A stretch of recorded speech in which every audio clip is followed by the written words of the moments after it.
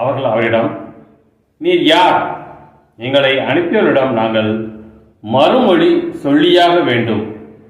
எனவே உம்மை பற்றி என்ன சொல்கிறீர் என்று கேட்டார்கள்.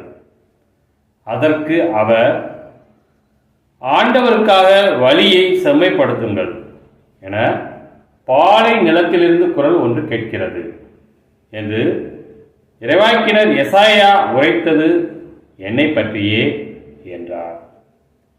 பரிசேயரால் அனுப்பப்பட்ட அவர்கள் அவரிடம், நீர் மெசியாவோ எலியாவோ வரவேண்டிய இறைவாக்கினரோ அல்லவென்றால் ஏன் திருமுழுக்கு கொடுக்கிறீர் என்று கேட்டார்கள்.